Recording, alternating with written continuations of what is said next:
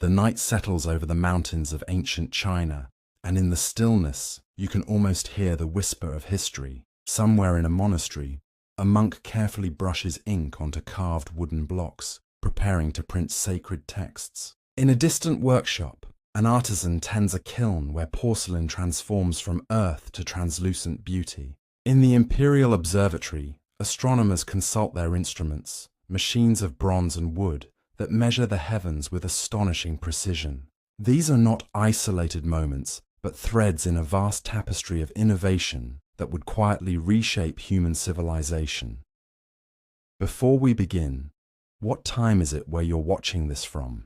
I always wonder who's joining me at this hour of history. Tonight, we journey through time to explore the inventions that emerged from China, a civilization that for much of human history stood at the forefront of technological achievement. These were not mere tools or clever devices.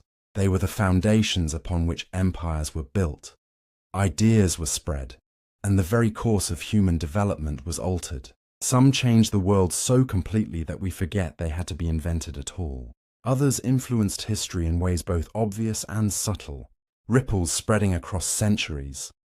China's approach to innovation was distinctive, shaped by a philosophical tradition that valued harmony, observation, and practical application. Where Western thought often emphasized theoretical understanding and systematic classification, Chinese innovation frequently emerged from patient observation of natural phenomena and persistent refinement of practical techniques. The Chinese did not rush to formalize scientific principles in the Western sense, yet they achieved technological breakthroughs that Europe would not match for centuries, sometimes more than a millennium. This was a culture that kept detailed records, valued education, and maintained continuity across dynasties. Knowledge accumulated, techniques were refined, and innovations were preserved even through periods of political turmoil. The examination system that selected government officials based on merit meant that educated individuals circulated throughout the empire, carrying knowledge with them. Monasteries preserved texts, guilds protected trade secrets, while slowly spreading techniques. The result was a remarkable capacity for sustained innovation over thousands of years. The inventions we will explore tonight fall into several categories. Some were materials that became the foundation of culture and commerce: paper, silk, porcelain. Others were technologies that transformed how humans interacted with their world: printing, gunpowder, the compass. Still others were tools and techniques that improved daily life, advanced agriculture, or deepened understanding of natural phenomena. Together they represent humanity's capacity for ingenuity, the power of accumulated knowledge, and the way practical innovations can reshape everything we take for granted. As we move through this exploration, we will consider not just what was invented, but how and why. We will trace the paths these innovations took as they spread across Asia and eventually to the rest of the world. We will see how a discovery made for one purpose often found entirely different applications. We will witness the interplay between technology and culture, how tools shape societies and societies shape the tools they create. The story of Chinese innovation is ultimately a story about human creativity, operating across timescales we can barely comprehend. It took centuries of accumulated knowledge to create paper light enough to carry yet durable enough to last generations. It took patient observation of natural magnetism to create a device that could guide ships across oceans. It took countless failed experiments to discover the correct temperatures and materials for true porcelain. These were not sudden breakthroughs, but the fruit of persistence, of knowledge passed from master to apprentice, of incremental improvements that eventually created something transformative. And it is a story that reminds us that innovation does not belong to any single culture or period. Human ingenuity expresses itself wherever conditions allow, where knowledge is valued and preserved, where experimentation is possible, where practical problems demand solutions. Ancient China provided those conditions for an extraordinary length of time, and the results changed the world. So settle into the quiet of the evening and let us walk together through workshops and libraries, across trade routes and ocean voyages, tracing the threads of innovation that connect ancient China to the world we inhabit today. The journey is long, but the discoveries we will encounter along the way are worth every step. Paper, the foundation of knowledge. Before paper, human attempts to record information were constrained by the materials available. Clay tablets were durable but heavy and cumbersome. Papyrus, made from reeds, was lighter but fragile and available only in certain regions. Parchment, made from animal skins, was expensive and time-consuming to produce. Bamboo and wooden strips used extensively in China were awkward for anything but short messages. Each of these materials placed limits on what could be written, who could afford to write, and how knowledge could be stored and transmitted. Then, during the Han Dynasty, approximately 2,000 years ago, Chinese craftsmen developed a technique that would change everything. The traditional date given is 105 CE, when the court official Kai Lun presented improved paper to the emperor. Archaeological evidence confirms that paper existed in cruder forms even earlier. Fragments have been found dating to the 2nd century BCE. What Kai Lun achieved was refining and standardizing the process, making paper production more efficient and the resulting material more suitable for widespread writing. The breakthrough was both simple and revolutionary. The process began with plant fibers, initially from hemp, bark, and old fishing nets. These materials were soaked in water until they broke down into individual fibers. The mixture was beaten into a pulp, often using wooden mallets or early forms of mechanized pounding. This pulp was then suspended in water in a large vat. A mold, typically a bamboo screen stretched over a wooden frame, was dipped into the vat and lifted out. The water drained away, leaving a thin, even layer of matted fibers on the screen. This wet sheet was then carefully transferred onto a flat surface to dry. Sometimes multiple sheets were stacked with layers of fabric between them and pressed to remove additional water and create a smooth surface. The dried result was paper, light, flexible, relatively inexpensive, and suitable for writing with brush and ink. It was not the paper we know today. Our modern versions are more refined and standardized, but it was recognizably paper, and it was superior to anything that had come before. The advantages were immediately apparent. Paper was cheaper to produce than parchment or silk, the previous preferred writing surface for important documents. It was lighter and more portable than bamboo strips. It was more durable than papyrus and could be produced anywhere without dependence on specific plants that grew only in certain regions. A scholar could carry a bag full of paper documents more easily than the equivalent information on bamboo strips. An administrator could maintain more detailed records. A library could store vastly more information in the same space. But the true significance of paper went far beyond convenience. It democratized knowledge. When writing materials were expensive, only the wealthy, the government, and religious institutions could afford extensive records. Important texts were rare, copied sparingly, jealously guarded. Paper changed this equation. As production techniques improved and costs fell, more people could afford to read and write. Education became more accessible. Ideas could spread more rapidly. The early centuries of paper production in China saw gradual refinement of techniques. Different regions experimented with different plant materials. In some areas, paper was made from mulberry bark. In others, bamboo became a primary source of fiber. Eventually, Chinese paper makers developed papers of varying qualities for different purposes.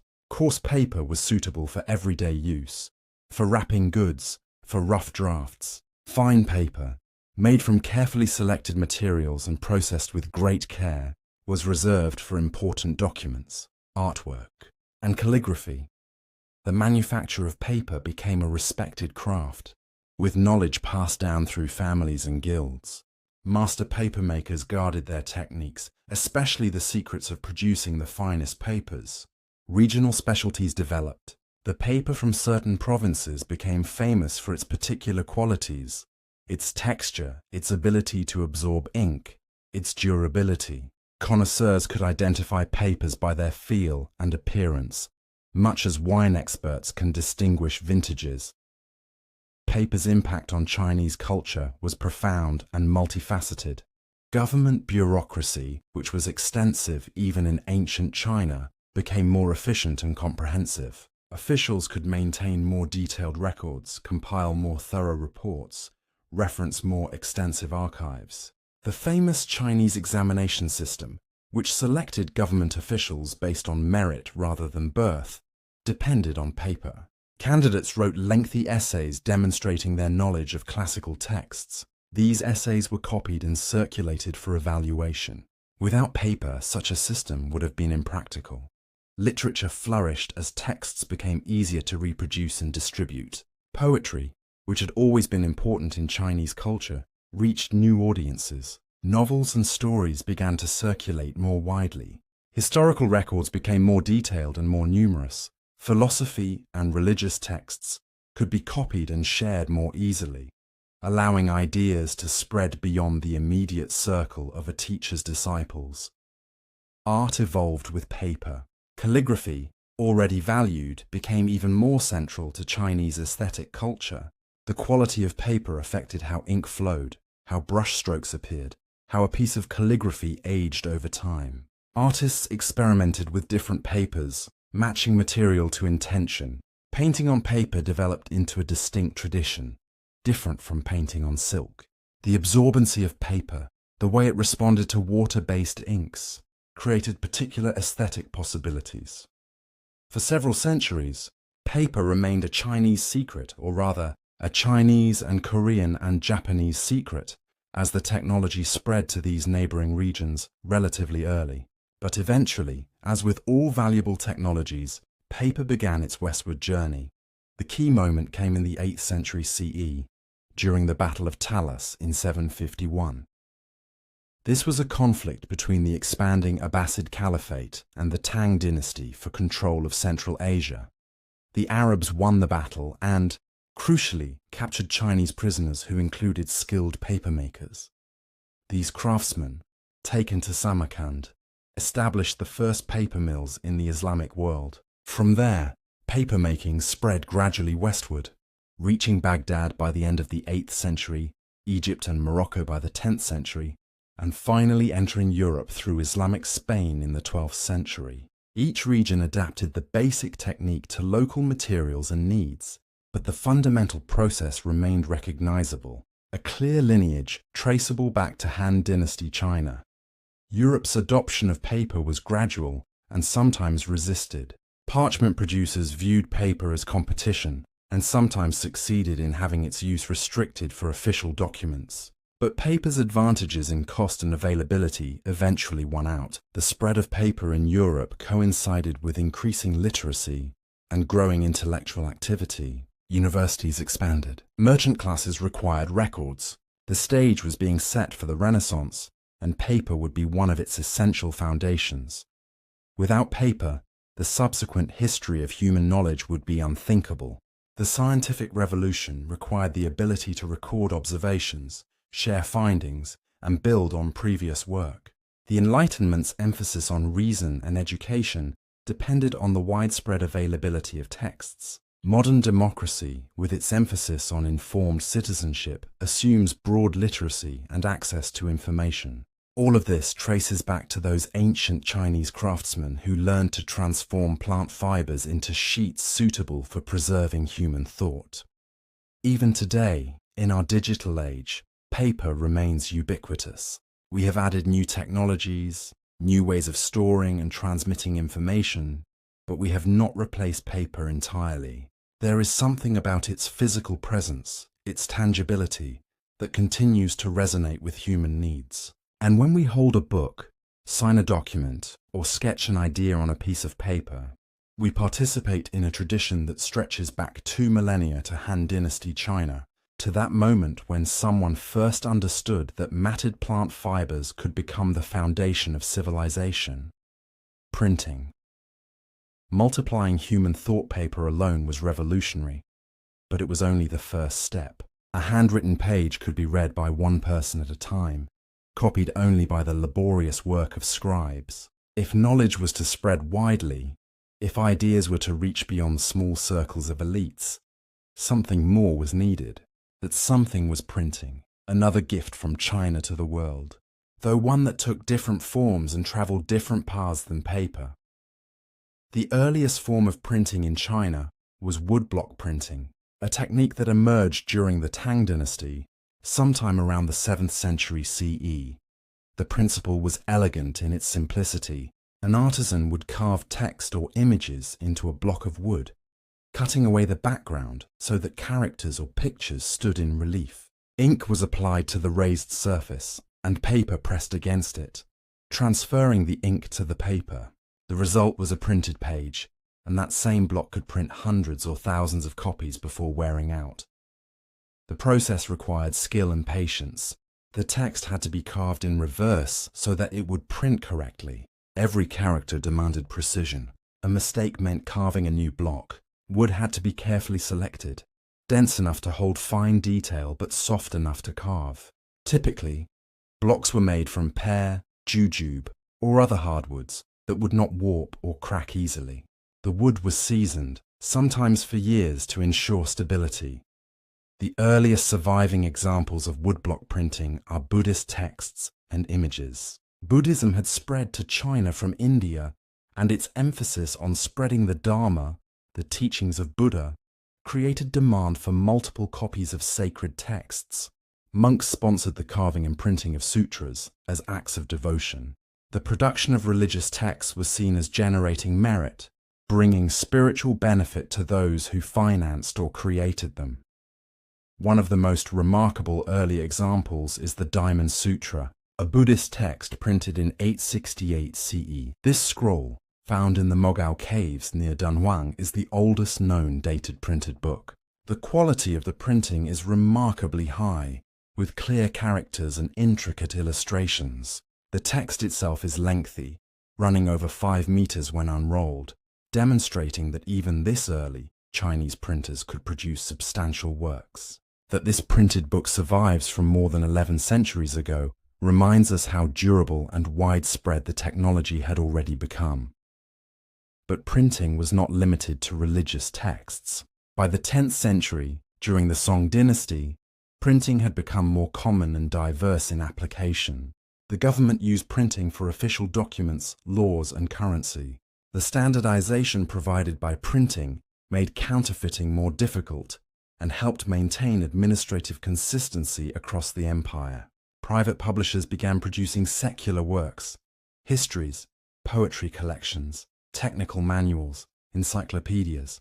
Printing was becoming a business, not just a religious activity. The Song dynasty also saw the development of movable type, an innovation traditionally attributed to Bi Sheng in the 11th century. Instead of carving entire pages into blocks, Bi Sheng created individual characters from baked clay. These could be arranged in a frame to form a page, inked and printed, then disassembled and rearranged for the next page.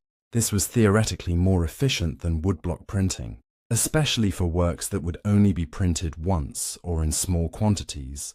However, movable type faced challenges in China that it would not encounter elsewhere. The Chinese writing system uses thousands of characters, not a small alphabet. Setting up a complete set of movable type required organizing and storing an enormous number of pieces. Finding and selecting the correct characters for each page was time-consuming. For many purposes, woodblock printing remained more practical. An entire page could be carved and stored, then reprinted whenever needed without the labor of resetting type. Later innovations tried different materials for movable type. Tin, copper, and bronze were used, creating more durable type than clay. Wood was also used for movable type, combining the familiarity of the material with the flexibility of rearrangeable characters. Korea, heavily influenced by Chinese culture, developed metal movable type in the 13th century, decades before it appeared in Europe. The oldest surviving book printed with metal movable type is Korean, the Jigji, printed in 1377. The social and cultural impact of printing in China was substantial. but different from its later impact in Europe. China already had a strong bureaucratic tradition and a relatively literate elite class. Printing strengthened these existing patterns. Government examinations became even more important, and printed study guides helped candidates prepare. Classical texts became more widely available, but the canon remained fairly stable, dominated by Confucian works that had been central to Chinese education for centuries. Printing also enabled the spread of practical knowledge. Agricultural treatises explained new techniques and could be distributed to officials responsible for improving farming. Medical texts shared treatments and diagnoses. Technical manuals described manufacturing processes. The accumulated knowledge of Chinese civilization became more accessible, less dependent on oral transmission from master to apprentice, more able to spread across the vast distances of the empire. In Europe, printing would arrive later and with explosive effect.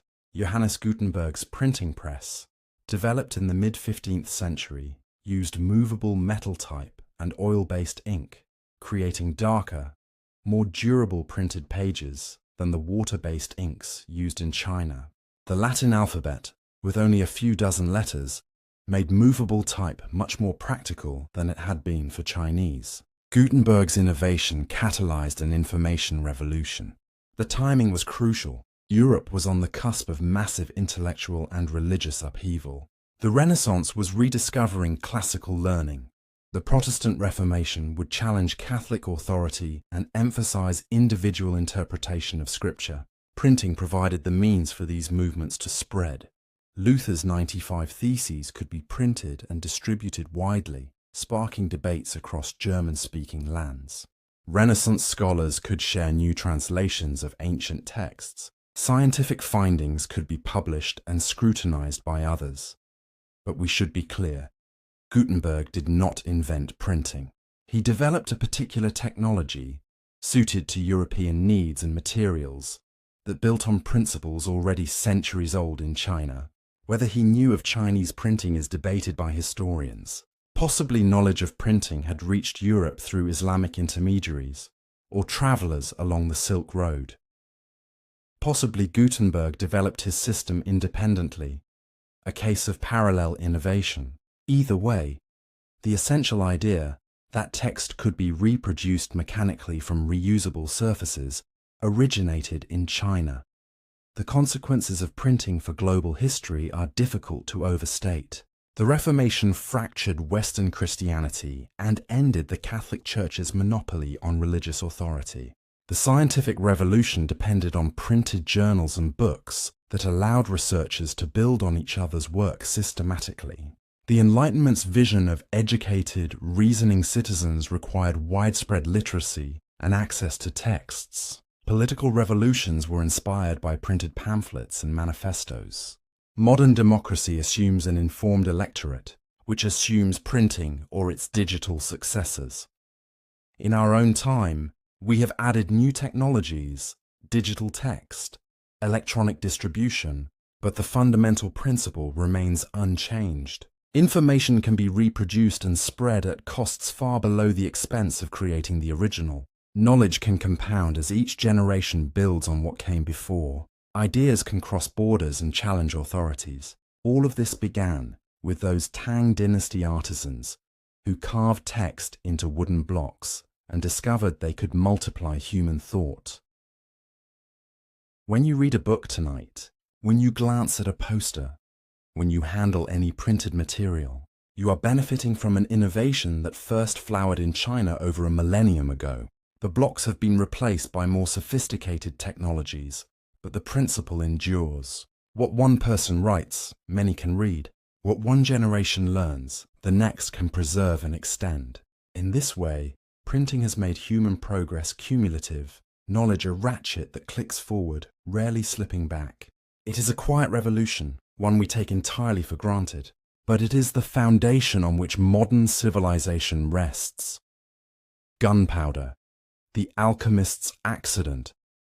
Not all innovations emerge from practical needs or deliberate design. Sometimes the most transformative discoveries happen by accident, as byproducts of entirely different pursuits. Such was the case with gunpowder, a substance that would revolutionize warfare, topple empires, and fundamentally alter the balance of power across the globe. Its origin lies not in military research, but in the mystical practices of Taoist alchemists seeking something far different: immortality. During the Tang dynasty, in the 9th century CE, Taoist practitioners engaged in sophisticated experimental chemistry, though they would not have described it in those terms. They believed that by combining and transforming various substances, they could create an elixir of immortality, a substance that would grant eternal life. This pursuit was deadly serious, undertaken by educated individuals who documented their experiments carefully. Many of these alchemists were supported by emperors and nobles who themselves desired the secret of eternal life. The experiments involved heating and mixing various minerals and organic substances. Alchemists worked with sulfur, a yellow mineral that burned with a distinctive blue flame. They used saltpeter, known in China as Chinese snow, a white crystalline substance found as deposits in caves and often associated with damp walls. They incorporated charcoal, the black residue of incomplete combustion. Each substance had symbolic associations in Taoist philosophy, connections to elements and forces that the alchemists believed could be manipulated. At some point, probably through many failed experiments, an alchemist mixed these three substances in proportions that happened to be highly reactive: approximately 75% saltpeter, 15% charcoal, and 10% sulfur. When heated, this mixture did not produce an elixir of life. Instead, it deflagrated, burned with extreme violence, producing hot gases that expanded rapidly and created pressure sufficient to cause explosions. The alchemists had created gunpowder. Early texts warn against this combination. A Taoist text from the mid-9th century specifically cautions that mixing certain substances produces flames that can burn hands and face, and even set buildings on fire. This was not a recipe, but a warning. Evidence that alchemists had learned the hard way about the dangers of this particular combination. Some alchemists may have died in their experiments, becoming literal martyrs to their pursuit of immortality, ironically achieving the opposite through their discovery. For a while, gunpowder remained primarily a curiosity and a component in early pyrotechnics. The Chinese had long enjoyed fireworks, and gunpowder made possible more spectacular displays. Bamboo tubes filled with gunpowder would explode with satisfying noise, and different additives could produce colored flames. These fireworks were used in celebrations and religious ceremonies. Loud sounds and bright lights believed to ward off evil spirits and mark auspicious occasions. But the military potential was soon recognized. By the 10th century, during the Song dynasty, Chinese military engineers were developing weapons that utilized gunpowder. The earliest were essentially fireworks adapted for war. Fire arrows were arrows with small containers of gunpowder attached, designed to start fires in enemy positions. Fire lances were bamboo tubes filled with gunpowder and shrapnel, mounted on spears. When lit, they would shoot flames and debris toward enemies, a terrifying if not particularly accurate weapon. These early gunpowder weapons were psychological as much as physical. The noise, smoke and fire were unprecedented on the battlefield. Horses would panic, soldiers would be disoriented, and the enemy's formation could break simply from the terror of facing something so unnatural and violent. In siege warfare, gunpowder could be used to destroy wooden fortifications or to demoralize defenders with constant explosive attacks. The technology continued to evolve rapidly. By the 11th century, Chinese engineers had developed true bombs, ceramic or metal containers filled with gunpowder that could be hurled with catapults or rolled down hills toward enemy formations. The thunderbolt bomb was particularly feared, a cast-iron sphere packed with gunpowder and shrapnel that would shatter violently when the fuse reached the charge, sending metal fragments in all directions. The development of the cannon represented a major breakthrough. Instead of using gunpowder simply to propel flames or explode containers, Chinese engineers realized that the expanding gases could launch projectiles. Early cannons were made of bamboo reinforced with iron bands and later from cast bronze or iron. These could fire rocks, metal balls, or even packets of arrows. The cannon transformed siege warfare, as walls that had protected cities for centuries could now be battered from a distance. The Mongols, when they conquered China in the 13th century, recognized the value of gunpowder weapons immediately. They incorporated Chinese engineers into their armies and carried gunpowder technology across Asia. When the Mongols invaded the Middle East and threatened Europe, they brought knowledge of gunpowder with them. The secret was out, and the technology began to spread. The Islamic world adopted and adapted gunpowder weapons. By the 14th century, Arab and Turkish armies were using cannons and gunpowder-based incendiaries. European knowledge of gunpowder likely came through multiple routes: Mongol invasions, Islamic contacts, and travelers along trade routes. By the 14th century, Europe had its own cannons, and European metallurgy and engineering would eventually produce firearms superior to those developed in China. The impact of gunpowder on warfare was revolutionary and devastating. For thousands of years, military technology had evolved gradually. Bronze weapons gave way to iron, cavalry became more important, siege engines grew more sophisticated, but the fundamental nature of warfare remained recognizable. Gunpowder changed everything. Castles and fortified cities, which had provided security and shaped the feudal structure of medieval Europe, became vulnerable. Thick stone walls could be battered down by cannon fire. Defenders could no longer simply wait out attackers behind impregnable fortifications. This shifted the balance of power toward those who could afford artillery, typically centralized monarchies rather than local lords. The feudal system, already under pressure from economic and social changes, lost one of its key military advantages. Armor, which had protected knights for centuries, became less effective against firearms. A musket ball could penetrate plate armor at close range. The military dominance of the mounted armored knight ended, replaced by infantrymen with muskets. This democratized warfare in a sense. A farmer with a few weeks of training could kill a knight who had trained his entire life. Military power shifted away from the aristocratic warrior class toward larger, more professional armies. Naval warfare was transformed completely. Cannons mounted on ships turned naval combat from boarding actions fought like land battles at sea into long-range artillery duels. The ship that could fire more cannons from greater distance with better accuracy would win. This made possible the age of exploration and colonial empires. European ships, armed with superior cannons, could dominate the seas and project power across oceans. The colonization of the Americas, Africa, and Asia was enabled by gunpowder as much as by navigation or economics. The global distribution of power shifted. China, despite inventing gunpowder, did not leverage it to global dominance. Internal factors, including bureaucratic conservatism and a focus on internal development rather than external expansion, limited Chinese use of their own invention. Europe, facing constant military competition between rival states, pushed gunpowder technology to devastating effectiveness. The result was European military superiority that would dominate the 19th and early 20th centuries.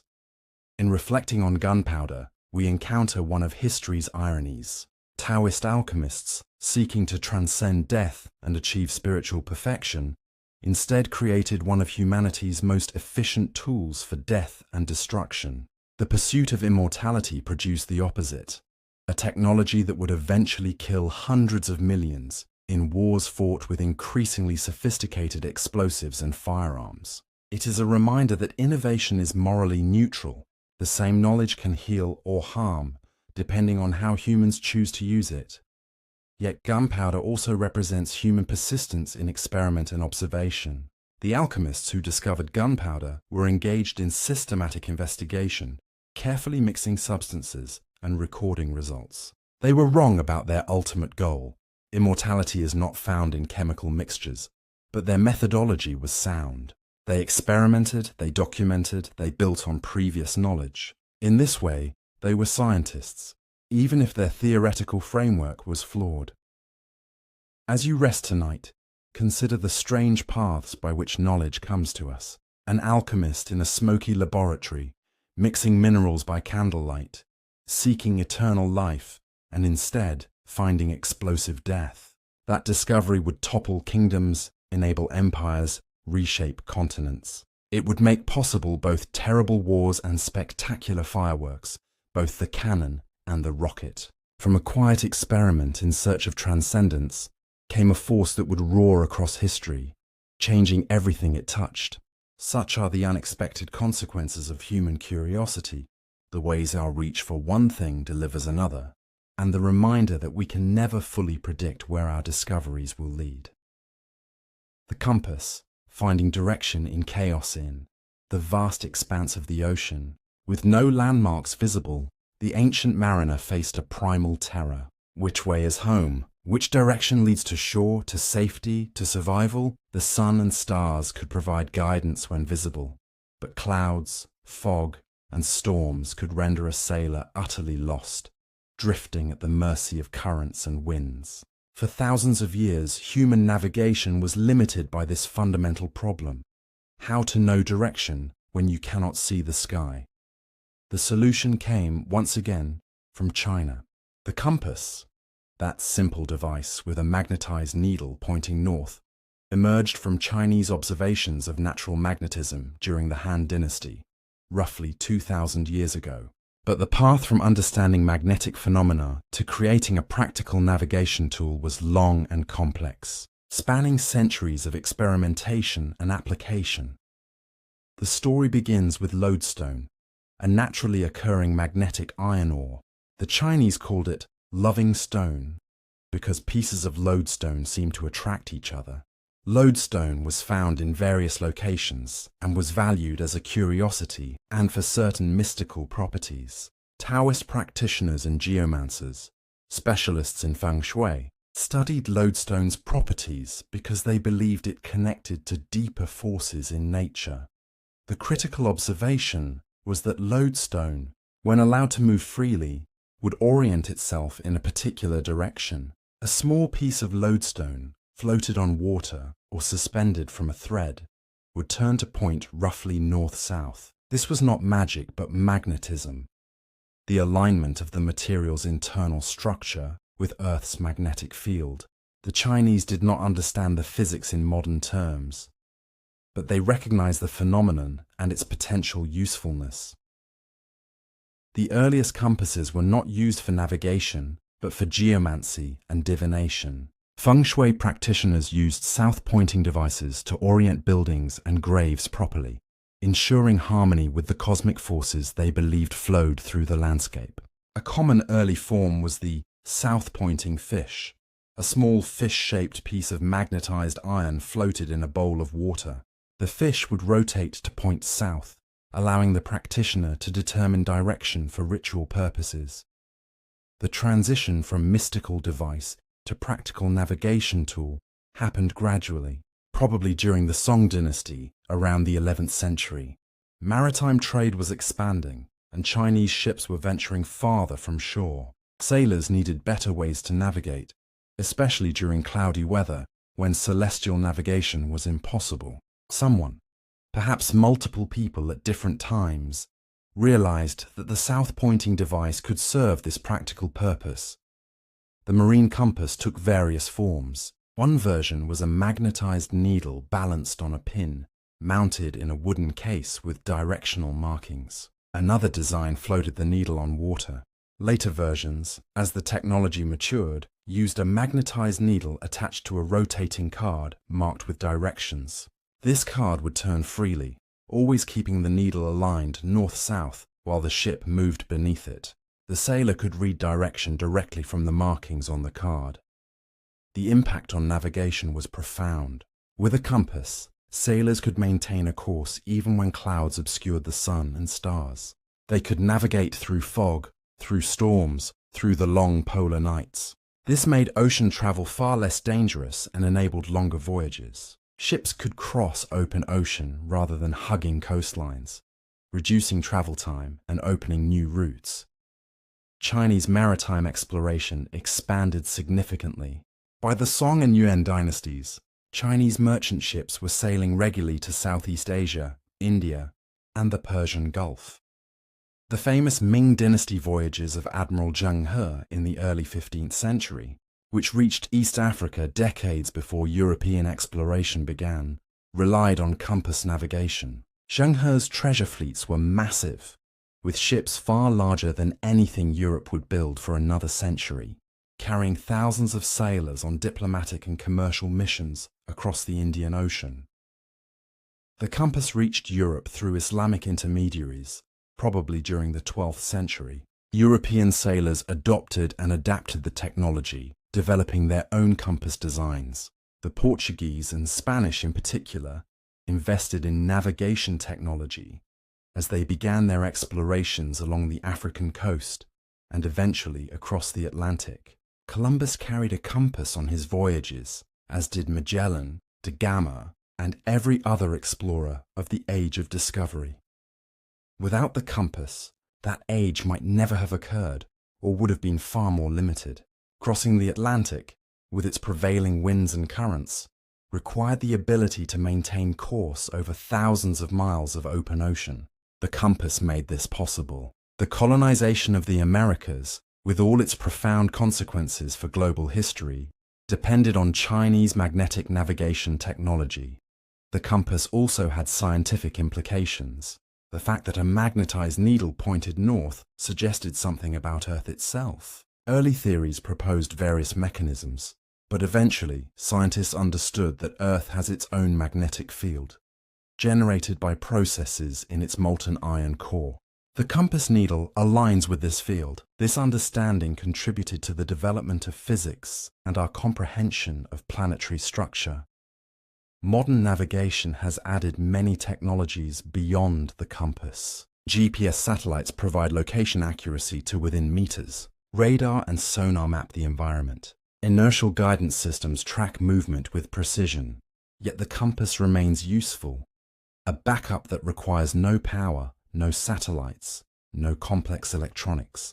In its simplicity lies reliability. If all electronic systems fail, the compass still works, still points north, still provides the fundamental information a navigator needs. The compass also serves as a metaphor in human culture. We speak of finding our true north, of moral compasses that guide behavior, of losing our bearings or finding direction in life. This metaphorical use reveals something about the device's psychological impact. The compass provided certainty in uncertainty, direction in confusion. It was a tool that brought order to chaos, that made the unknown navigable. No wonder it became a symbol for guidance itself. In the history of exploration, the compass stands alongside the ship and the map as one of three essential technologies. Ships provided the means to travel. Maps recorded what was found, but the compass made it possible to go and return, to venture into the unknown with confidence that direction could be maintained. Together, these technologies opened the world to human curiosity and ambition, for better and worse. As you drift towards sleep tonight, imagine yourself on the deck of a ship, far from any shore, surrounded by endless ocean. Clouds obscure the stars, waves rise and fall in the darkness. Yet in your hand, a small needle points steadily north, ignoring the ship's motion, ignoring the waves, connected to something vast and invisible that surrounds the entire planet.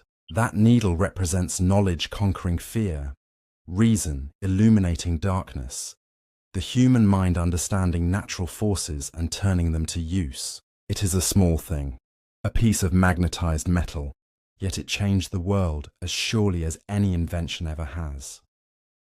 Silk, threads of empire. There are materials so precious they become currencies, so desired they reshape trade routes, so valued they give their names to entire regions and eras. Silk was such a material. For thousands of years, it was China's most famous export, a luxury that defined wealth and power across continents. The Silk Road, That legendary network of trade routes connecting East and West was named for this fabric, though it carried far more than silk. The story of silk is a story of careful craft, jealously guarded secrets, and how a single product can build an empire's prosperity. Silk production, or sericulture, began in China in Neolithic times, perhaps as early as 5,000 years ago, though the exact origins are lost to legend. According to Chinese mythology, the Empress Leizu, wife of the legendary Yellow Emperor, discovered silk around 2700 BCE when a silkworm cocoon fell into her tea. As she tried to remove it, the cocoon unraveled into a single continuous thread, soft and strong. The Empress realized this thread could be woven into fabric, and thus silk was born. The reality was undoubtedly more prosaic and gradual. Ancient Chinese people observed that certain caterpillars spun cocoons before transforming into moths. These cocoons were made of a continuous protein fiber, incredibly fine but remarkably strong. Someone discovered that these cocoons could be unwound, and many threads could be twisted together to create yarn suitable for weaving. This discovery required patience and careful observation, qualities that would characterize silk production throughout its history. The silkworm that produces the finest silk is Bombyx mori, a species that has been domesticated for so long that it can no longer survive in the wild.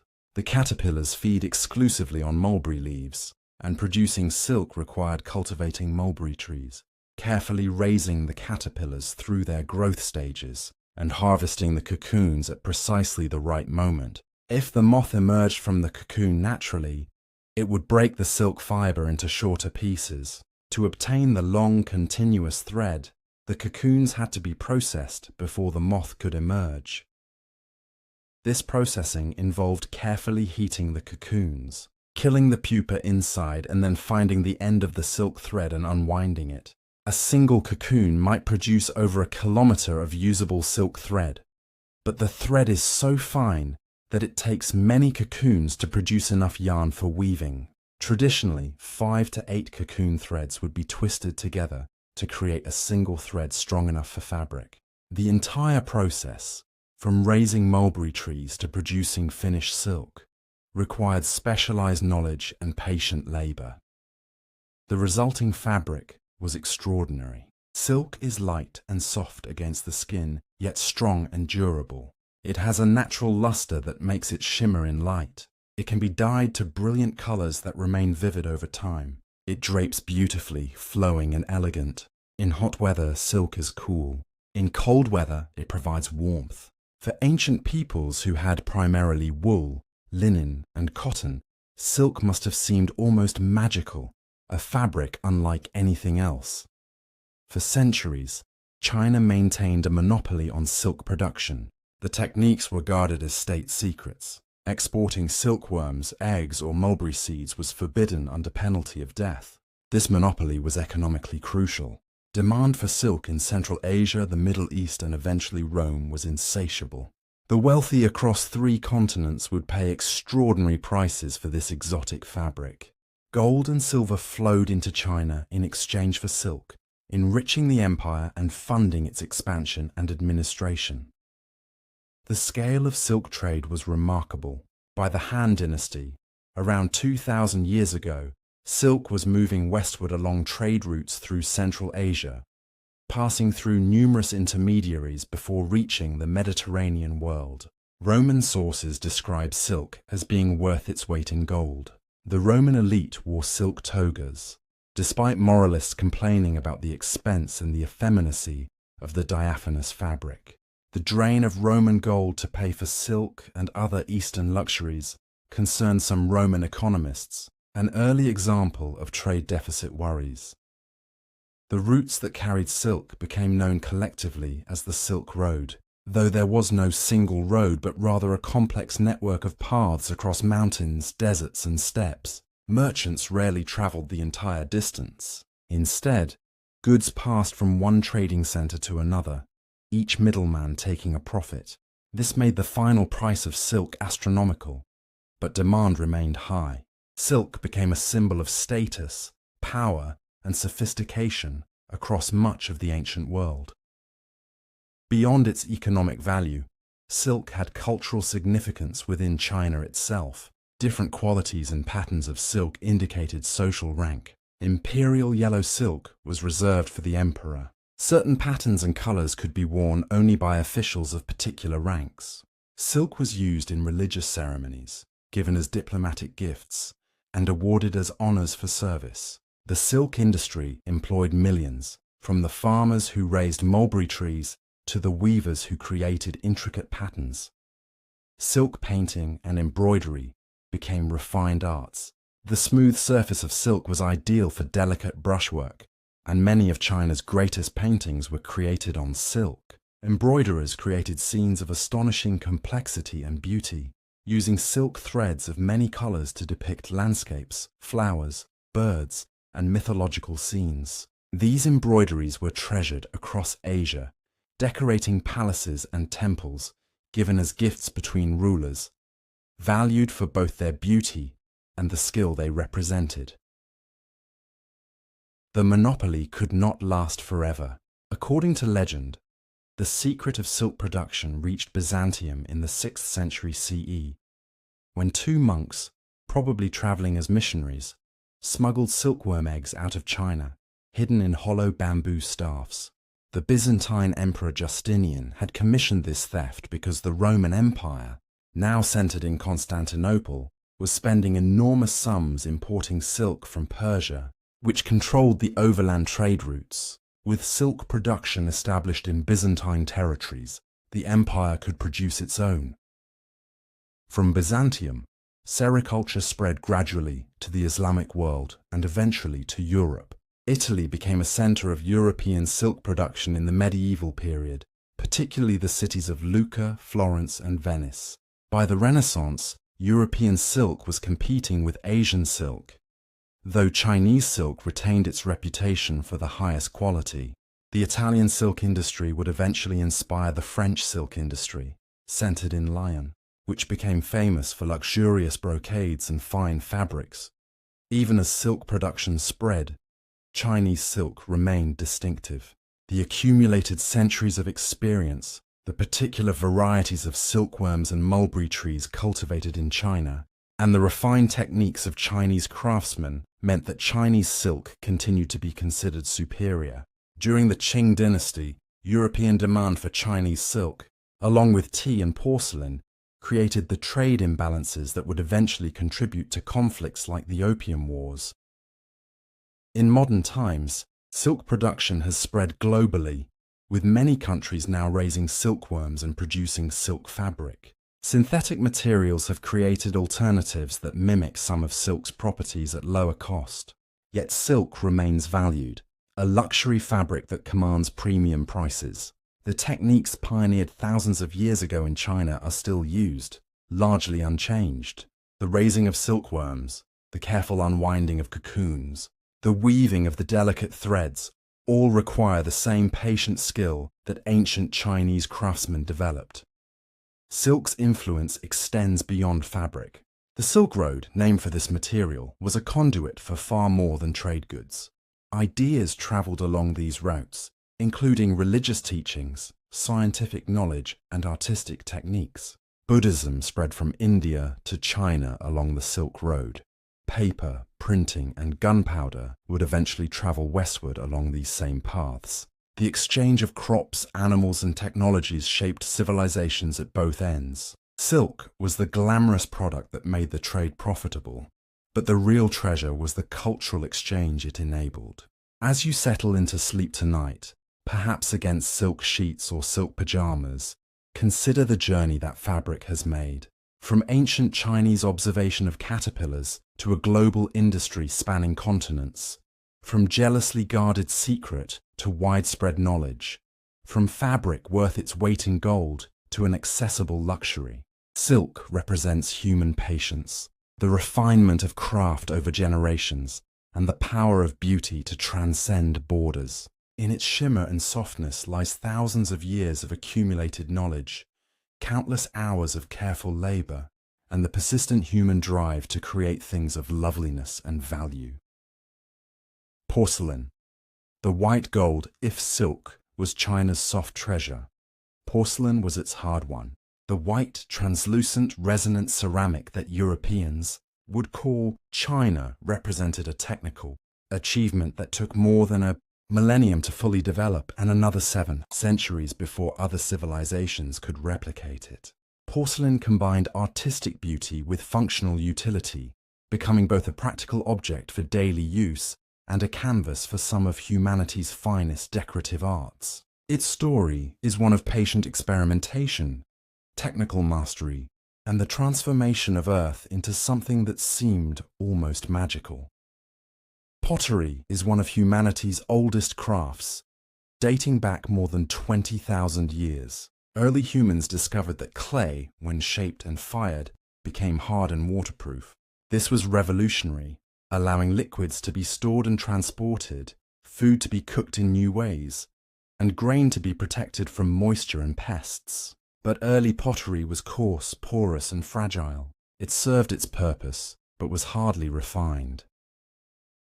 The Chinese began their journey toward porcelain during the Shang dynasty, more than 3,000 years ago, with the development of high-fired stoneware. This was pottery fired at higher temperatures than earlier ceramics, creating a denser, less porous material. Over centuries, potters experimented with different clays, different firing temperatures, and different glazes. The quest was to create ceramics that were not just functional, but beautiful, durable, and refined. True porcelain emerged during the Tang dynasty, around the 7th or 8th century CE, though its full development would take several more centuries. Porcelain required 3 key elements: the right clay, the right firing temperature, and the right glaze. The clay had to be a mixture of kaolin, a fine white clay, and patunce, a feldspathic rock that melted at high temperatures. When fired at temperatures above 1200 degrees Celsius, these materials fused into a hard, white, translucent material that was far superior to any previous ceramic.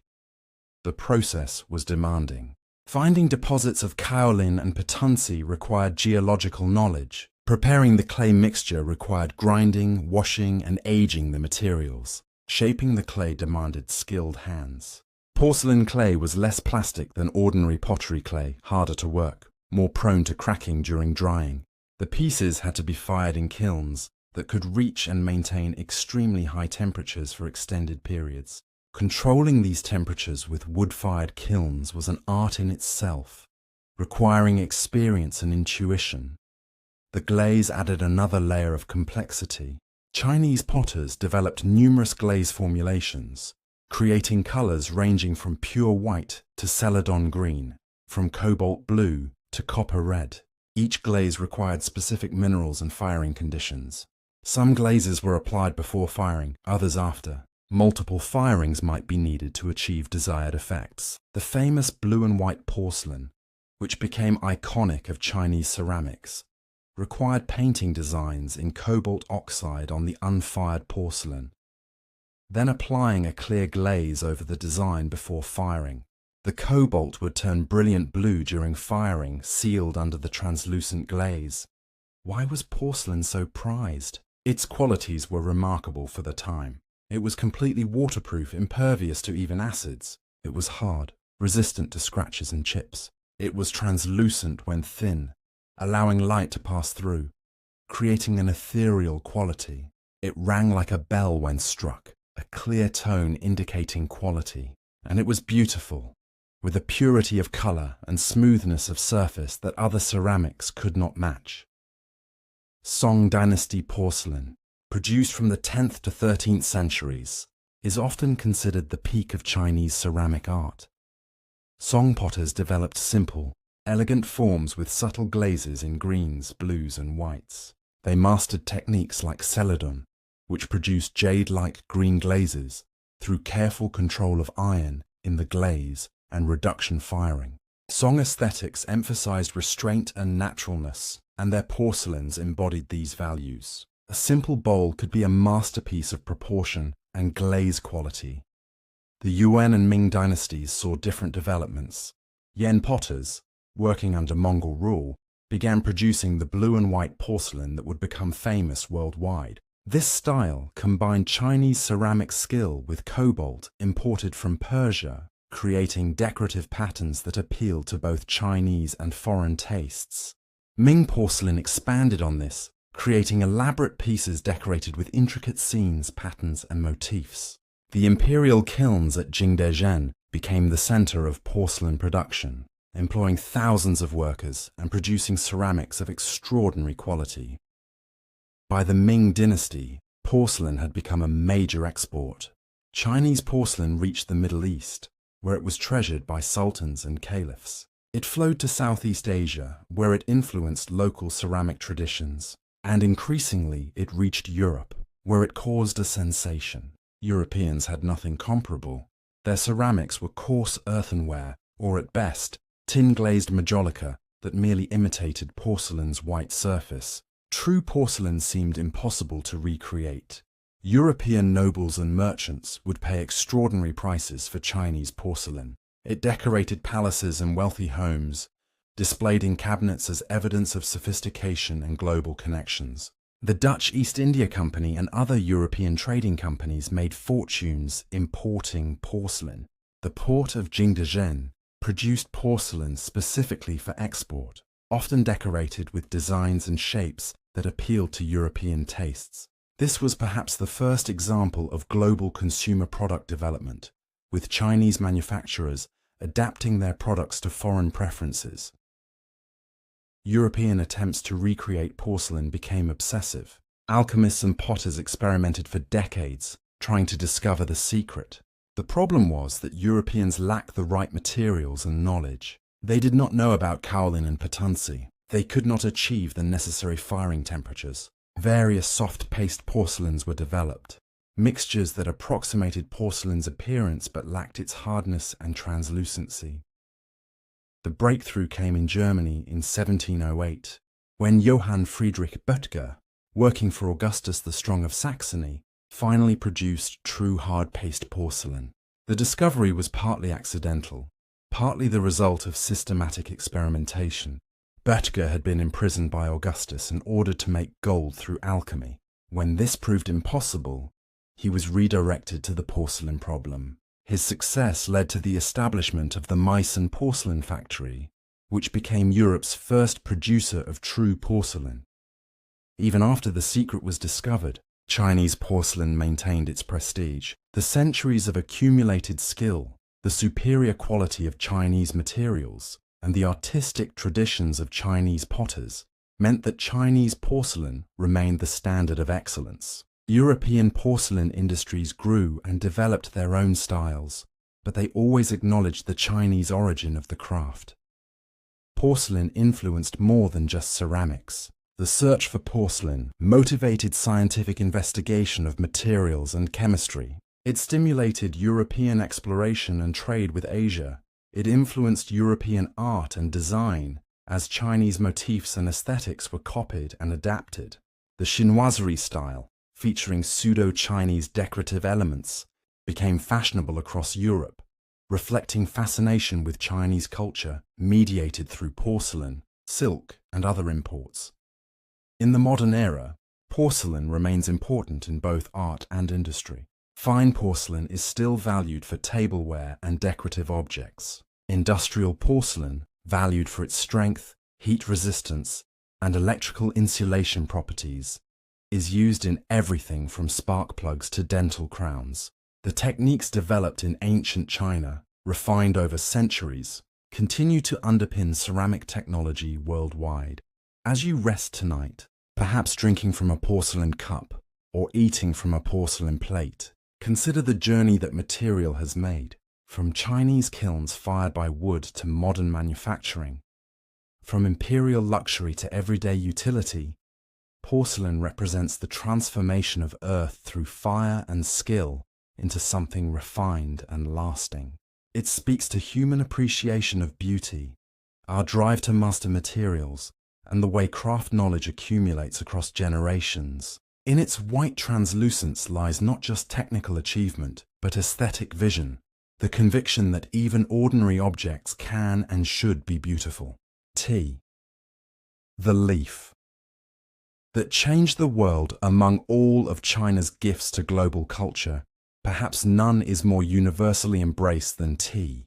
This simple beverage, made by steeping dried leaves in hot water, has become the world's most consumed drink after water itself. Billions of people across every continent begin their days with tea, pause in afternoon for tea, gather with friends over tea. It has inspired ceremonies and rituals, fueled revolutions and empires, shaped economies and cultures. From its origins in ancient China to its current ubiquity, tea's journey is a story of how a plant can reshape human society. The discovery of tea, like many ancient innovations, is shrouded in legend. According to Chinese mythology, the Emperor Shennong, a legendary ruler and herbalist who lived nearly 5,000 years ago, was boiling water under a tree when leaves blew into his pot. He tasted the resulting brew and found it refreshing and invigorating. Whether or not this particular story is true, tea drinking almost certainly began in China, probably in the southwestern regions where the tea plant, Camellia sinensis, grows wild in the forests. Archaeological and textual evidence suggests that tea was being consumed in China at least 2,000 years ago, initially for medicinal purposes. Early Chinese medical texts mention tea as a treatment for various ailments. It was believed to improve digestion, clear the mind, and promote longevity. Taoist monks drank tea to stay awake during long meditation sessions. The caffeine in tea, though milder than in coffee, provided gentle stimulation, sharpening focus without causing the jitters. The cultivation of tea, rather than simply gathering wild leaves, developed gradually during the first millennium CE. Tea plantations were established in southern China, particularly in regions like Fujian, where the climate and soil were ideal. Cultivators learned to select varieties with desirable characteristics: tender leaves, pleasant flavor, good yield. They developed techniques for pruning plants to stimulate leaf growth and maintain manageable heights for harvesting. Processing tea was crucial to its quality and character. Fresh tea leaves are not particularly pleasant to drink. They must be processed to develop their flavors and preserve them. The Chinese developed multiple processing methods, creating different types of tea. Green tea involved quickly heating fresh leaves to stop oxidation, preserving their green color and fresh flavor. Black tea involved allowing leaves to fully oxidize before drying, creating darker colors and stronger, more complex flavors. Oolong tea was partially oxidized, creating characteristics between green and black tea. White tea used only the youngest leaves and buds, minimally processed for delicate flavor.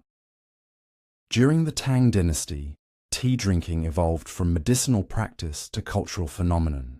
The poet and scholar Lu Yu wrote The Classic of Tea, a comprehensive treatise covering every aspect of tea cultivation, preparation, and appreciation. This book established tea drinking as a refined art, not merely consumption, but a practice requiring knowledge, skill, and aesthetic sensibility. Lu Yu described proper water sources, heating techniques, and brewing methods. He discussed how different teas should be prepared and appreciated, elevating tea drinking to a form of cultural expression. The Song dynasty saw further refinement of tea culture. Powdered tea, made by grinding tea leaves into fine powder, became popular.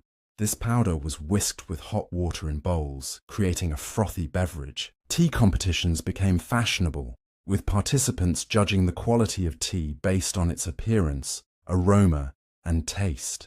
The aesthetics of tea preparation were elaborated, with special attention to the vessels used. Tea bowls, water jars, whisks, and all the implements of preparation became objects of artistic value in themselves. Buddhism played a significant role in spreading tea culture. Buddhist monks, particularly Chan Buddhists, known as Zen in Japan, adopted tea drinking as part of their practice. The mild stimulation helped them stay alert during meditation. The ritual of preparing and drinking tea became a form of mindfulness practice, a way to cultivate presence and appreciation. As Buddhism spread from China to Korea, Japan, and other parts of Asia, monks carried tea culture with them. In Japan, tea culture developed into the highly refined tea ceremony, shanoyu, which became central to Japanese aesthetics and philosophy. The tea ceremony embodied Zen principles: simplicity, mindfulness, respect, and appreciation of the present moment. Every gesture in preparing and serving tea was choreographed with intention. The tea room itself became a space of aesthetic contemplation, designed to create an atmosphere of tranquility and focus. Though this was a Japanese development, it built on foundations laid in China centuries earlier. Tea reached the West much later than silk or porcelain. European contact with tea began in the 16th century, when Portuguese traders encountered it in their Asian trading posts. The Dutch East India Company began importing tea to Europe in the early 17th century. Initially, tea was rare and expensive, consumed only by the wealthy as an exotic curiosity. But as trade increased and prices fell, tea drinking spread through European society. Britain's relationship with tea would prove particularly significant. Tea drinking became deeply embedded in British culture, eventually becoming stereotypically British despite its Chinese origins. The British East India Company imported vast quantities of tea from China, creating fortunes and fueling expansion of trade. By the 18th century, Britain was consuming more tea than any other European nation, a situation that created economic and political complications. The problem was that Britain bought enormous amounts of tea from China, but had little to sell in return that the Chinese wanted. This created a massive trade imbalance, with silver flowing out of Britain to pay for tea. The British solution was to begin smuggling opium, grown in British-controlled India, into China. This created the addiction and social problems that would eventually lead to the Opium Wars, conflicts that fundamentally altered China's relationship with the West and mark the beginning of what Chinese historians call the Century of Humiliation. To reduce dependence on Chinese tea, the British established tea plantations in their colonies, particularly India and Ceylon, Sri Lanka. The Assam region of India had wild tea plants, and British botanists developed these into commercial plantations. Robert Fortune, a Scottish botanist and plant hunter, undertook a dangerous secret mission to China in the 1840s, disguised himself, travelled to tea-growing regions, and smuggled out tea plants and seeds, along with knowledge of cultivation and processing techniques. This industrial espionage established the foundation for Indian tea production, which would eventually rival and even surpass Chinese tea in global markets. The American colony's relationship with tea was complicated by politics. Tea was a major import, but British taxation of tea without colonial representation contributed to revolutionary sentiment. The Boston Tea Party of 1773, where colonists dumped British tea into the harbour as protest, became a symbolic moment in the American Revolution. After independence, Americans developed a preference for coffee over tea, partly as a rejection of British cultural influence. Though tea drinking never entirely disappeared, tea's economic impact was enormous. The cultivation, processing, transportation, and sale of tea created vast industries employing millions. Tea plantations in China, India, Sri Lanka, and other regions became major employers, though often under exploitative conditions. The shipping industry transported tea across oceans. The rise of tea clippers, fast sailing ships designed to bring tea quickly from Asia to Europe, represented a peak in sailing ship design. Later, steamships carrying tea drove technological innovation in maritime transport. Tea also influenced social customs and daily rhythms. The British tradition of afternoon tea, attributed to Anna, Duchess of Bedford in the 1840s, created a new social occasion and mealtime. Tea breaks became standard in workplaces, providing rest and refreshment. Tea time became a cultural institution, a moment of pause in the day for conversation and relaxation. These customs, originating in specific times and places, spread globally as tea drinking expanded. The health aspects of tea have been debated for centuries. Traditional Chinese medicine considered tea beneficial for various conditions, and modern research has confirmed that tea contains numerous compounds with potential health benefits. The antioxidants in tea may reduce risk of various diseases. The moderate caffeine content provides stimulation without the intensity of coffee. The ritual of preparing and drinking tea, regardless of chemical benefits, provides a moment of calm and intentionality in busy lives. Today, tea production has spread far beyond China. India, Kenya, Sri Lanka, and Turkey are among the world's largest producers. Each region has developed distinctive tea cultures and preferences. The British drink black tea with milk. The Chinese often prefer green tea without additives. The Japanese perform elaborate tea ceremonies with powdered matcha. The Moroccans serve sweet mint tea. The Indians created chai, black tea spiced with cardamom, cinnamon, ginger, and other aromatics. The Taiwanese developed bubble tea, mixing tea with milk and adding chewy tapioca pearls. Tea has been adapted to countless cultural contexts, each finding new ways to prepare and enjoy this versatile beverage. As you perhaps sip a cup of tea while listening to this, or prepare one to help you drift towards sleep, consider the remarkable journey that beverage has made. From wild leaves in Chinese forests to a global phenomenon, from imperial luxury to everyday comfort, tea represents the spread of culture through trade and the human desire for simple pleasures. In each cup lies centuries of accumulated knowledge. How to cultivate the plant, when to harvest the leaves, how to process them for optimal flavor, how to brew them properly. Tea is both utterly simple, just leaves and water, and infinitely complex. A carrier of culture and tradition, a moment of peace in a rushed world. The mechanical clock. Measuring heaven and earth time is humanity's most abstract creation, an invisible framework we impose on the continuous flow of existence, dividing eternity into manageable units. For most of history, timekeeping was imprecise, based on natural rhythms, the sun's journey across the sky, the phases of the moon, the cycle of seasons. But human activities required more precision. When to plant crops, when to conduct ceremonies, when to meet obligations. All these demanded better ways to measure time's passage. China's innovations in mechanical timekeeping, particularly the remarkable astronomical clock of Susong, represented some of the most sophisticated medieval technology in the world. Early timekeeping devices were simple and limited. Sundials marked hours by shadows cast by the sun, but they worked only in daylight and clear weather. Water clocks, or clepsydras, measured time by the steady flow of water from one container to another, more reliable than sundials, but still imperfect, as water flow varied with temperature and pressure. Candles marked with hours could measure time by their rate of burning. Incense clocks, which burned aromatic materials at a steady rate, were used in Chinese temples. All these methods were approximate, requiring constant adjustment and providing limited accuracy. The Chinese made significant advances in water clock technology over centuries. By the Tang dynasty, around the 8th century CE, Chinese engineers had developed sophisticated water clocks with multiple reservoirs to maintain constant water pressure, improving accuracy. These clocks could drive mechanisms that indicated hours, struck bells, and displayed astronomical information.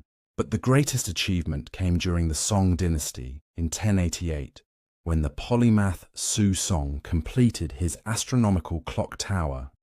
Su Song was a scholar official, scientist, and engineer, the kind of learned individual that the Chinese examination system and bureaucracy could produce.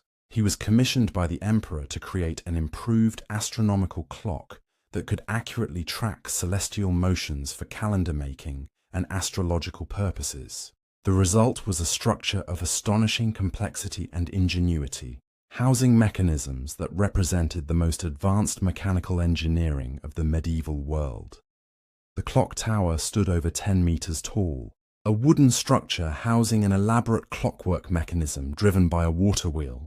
The innovation that made Su Song's clock revolutionary was the escapement mechanism, a device that regulated the movement of the water wheel. allowing it to advance in precise, measured intervals rather than flowing continuously. This escapement worked like this. A water wheel would fill buckets attached to its rim. When a bucket was full, its weight would trip a lever, allowing the wheel to advance by one position. The next empty bucket would move into position to fill. This created discrete, regular movements, the essence of mechanical timekeeping. This escapement mechanism is considered one of the most important innovations in the history of clockmaking. It predated European mechanical clock escapements by at least 2 centuries. The principle, regulating continuous motion into precise discrete intervals, is fundamental to all mechanical clocks. Susong's achievement was to design and build a working system that applied this principle at large scale with remarkable accuracy. The clock tower did more than simply tell time. It was an astronomical instrument, housing an armillary sphere that rotated to track the positions of celestial bodies.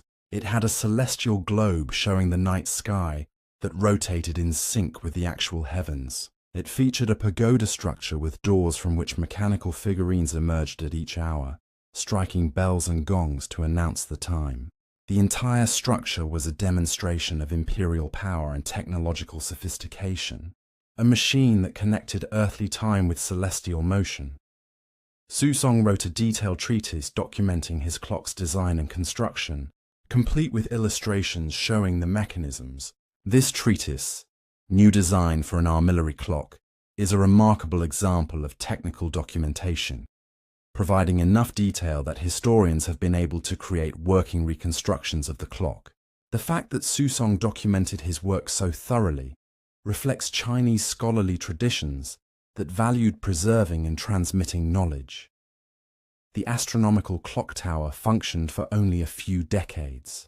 When the Jin dynasty conquered northern China and captured the capital Kaifeng in 1126, the clock was disassembled and moved. It was apparently never successfully reassembled, and the knowledge of its construction faded. This was not unusual in Chinese history.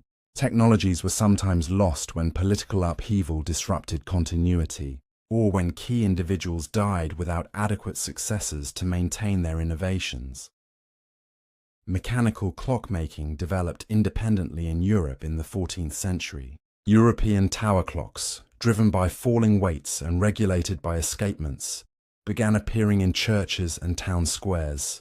Whether European clockmakers knew of Chinese developments is debated.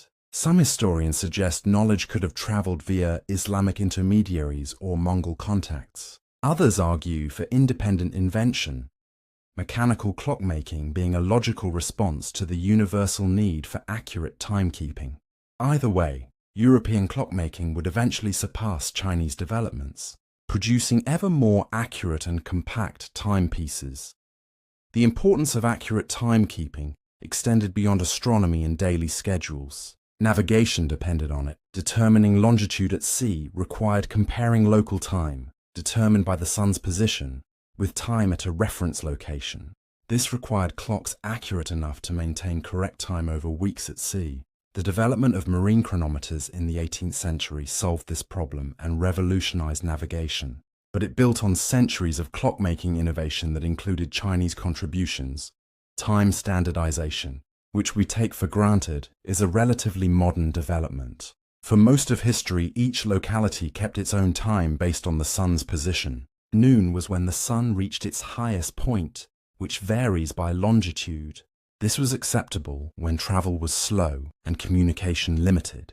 But railroads and telegraphs required standardization. If a train schedule said departure was at noon, it had to be the same noon everywhere on the line.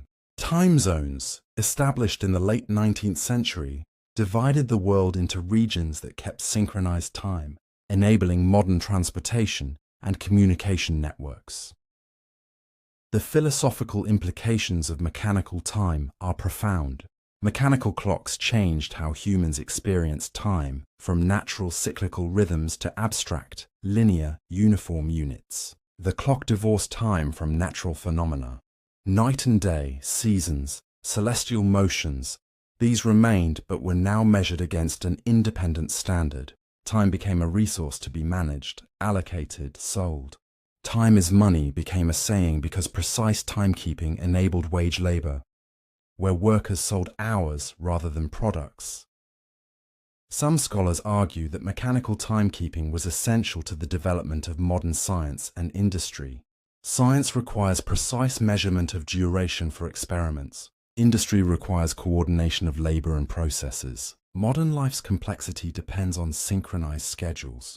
The world runs on clock time, and this seemingly simple innovation fundamentally altered human consciousness and society. As you listen through the evening, perhaps glancing occasionally at a clock, consider what that device represents. Whether mechanical, quartz, or atomic, it is descendant of technologies developed centuries ago in China and elsewhere by people who sought to measure the unmeasurable. Susung's great clock tower is gone, but its principles echo through every timepiece that regulates our lives. We are creatures of time, bound by mortality, and our clocks remind us that each moment passes, each hour moves forward, the great wheel turning inexorably. Yet in that measurement, in our ability to mark and understand time's passage, there is also mastery, the human mind imposing order on chaos. Measuring infinity 1 second at a time, iron and steel, forging civilization. If paper and printing spread ideas, if silk and porcelain brought beauty and wealth, then iron and steel provided the material foundation of civilization itself. These metals built cities, armed soldiers, improved agriculture, and enabled countless technologies. China's advanced metallurgical techniques, developed over millennia, gave the Chinese technological advantages that would last for centuries. The story of Chinese iron and steel is one of incremental innovation, the patient refinement of technique that transformed basic materials into the building blocks of empire. Humans discovered metalworking thousands of years ago, starting with copper and bronze. These metals could be shaped by heating and hammering, cast into molds, used for tools, weapons, and decorative objects. But iron, which is far more common in the Earth's crust than copper or tin, presented challenges. Iron ore must be heated to higher temperatures to extract the metal, and pure iron is relatively soft. The breakthrough came with learning to create steel, iron, with controlled amounts of carbon that provided hardness and strength. China was working with iron at least as early as the 6th century BCE, roughly contemporary with iron technology in the Middle East and Mediterranean. But Chinese metallurgists developed techniques that differed from and in some ways surpassed those used elsewhere. The key Chinese innovation was mastering cast iron production centuries before it appeared anywhere else. Cast iron is iron with a high carbon content, typically above 2%. It melts at a lower temperature than pure iron, allowing it to be poured into molds like bronze. The Chinese developed blast furnaces that could reach temperatures high enough to melt iron ore completely, producing liquid iron that could be cast into desired shapes. This required innovation in furnace design, in bellows technology to provide forced air, and in understanding which fuels and fluxes produce the best results. By the 4th century BCE, Chinese foundries were producing cast iron in significant quantities. They cast iron into agricultural tools like plowshares and hoes, making these implements affordable for more farmers and improving agricultural productivity. They cast iron into cooking vessels, weapons, and architectural elements.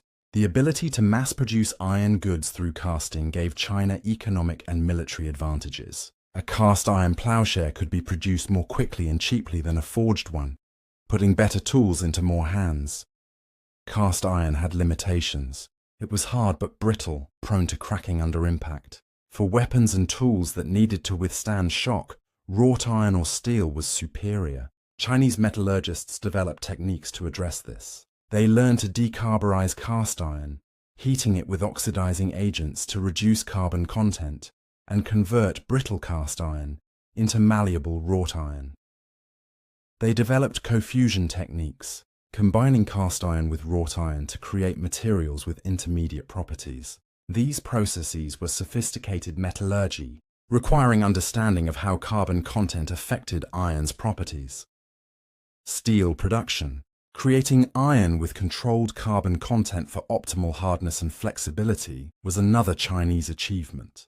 By the 2nd century BCE, Chinese smiths had developed methods to produce steel suitable for high-quality weapons and tools. One technique involved repeatedly heating and folding iron, which distributed carbon more evenly and removed impurities. Another involved packing wrought iron with carbon-rich materials and heating them, allowing carbon to diffuse into the iron. These methods were labor-intensive, but produced excellent steel. The Han Dynasty saw iron production become an industry of enormous scale. The government established iron monopolies, controlling production and sale of iron goods. State-run foundries employed hundreds or even thousands of workers, operating multiple furnaces, producing standardized products. This was arguably the world's first heavy industry. Mass production on a scale not seen elsewhere for over a millennium. The scale of Chinese iron production was staggering. By the 11th century CE, during the Song dynasty, Chinese foundries were producing approximately 125,000 tons of iron per year. This was more iron than all of Europe would produce until the 18th century. This iron went into countless applications: agricultural tools that fed a growing population, weapons that equipped armies, nails and fittings for construction, cooking vessels, chains, locks, and hundreds of other products. The military applications were particularly significant. Chinese armies used iron armor, helmets, and weapons long before European knights wore plate armor. Crossbows, which were standard issue for Chinese soldiers, had iron mechanisms and often iron bolts. Later, when gunpowder weapons developed, iron was essential for barrels and shot. The ability to produce iron in vast quantities gave Chinese armies material advantages in equipment and armaments. Iron also enabled architectural achievements. Traditional Chinese architecture used wood as the primary structural material, but iron played crucial supporting roles. Iron nails, brackets, and fittings held wooden structures together. Iron chains in suspension bridges, some spanning hundreds of meters, demonstrated both metallurgical skill and engineering boldness. The earliest iron chain suspension bridges appeared in China around the 6th century CE, predating similar Western bridges by many centuries. The spread of ironworking technology followed similar patterns to other Chinese innovations. Knowledge moved gradually across Asia through trade, migration, and sometimes conquest. Islamic cultures adopted and adapted Chinese iron-making techniques. Eventually, knowledge reached Europe, though European metallurgy also developed independently along different paths, influenced by different materials and needs. The Industrial Revolution transformed iron and steel production through innovations like the blast furnace improvements, the Bessemer process, and eventually electric arc furnaces. These made steel production faster, cheaper, and capable of far greater output than traditional methods. Modern civilization is built on steel. Buildings, bridges, ships, cars, machinery, infrastructure of every kind. The annual global steel production now exceeds 1.8 billion tons, a scale unimaginable to ancient metallurgists. Yet the fundamental principles remain the same. Steel is still iron with controlled carbon content. It must still be extracted from ore, heated, shaped, and treated to develop desired properties. The sophistication has increased enormously, but the basic metallurgy that Chinese craftsmen mastered 2,000 years ago still underlies modern practice. When we build with steel, when we use tools and machines made of steel, we are beneficiaries of knowledge accumulated across millennia, refined through countless experiments, passed from generation to generation of metalworkers. The story of iron and steel also illustrates an important point about technological development. Advances often require multiple supporting innovations. To produce cast iron, China needed not just furnaces but bellows that could provide sustained forced air, and these required understanding of materials and mechanics. They needed to identify and mine suitable iron ores. They needed fuels that could provide sufficient heat. They needed social organization that could coordinate labor and distribute products. Technology emerges from complex systems, not isolated breakthroughs. As you rest tonight, surrounded by objects made possible by iron and steel, from the frame of your bed to the infrastructure that brings power and water to your home, consider this ancient material. It comes from the earth, from ore deposits formed billions of years ago. Humans learned to transform that ore through fire and skill into the foundation of civilization. Chinese metallurgists were pioneers in this transformation, achieving levels of production and sophistication that would not be matched elsewhere for centuries.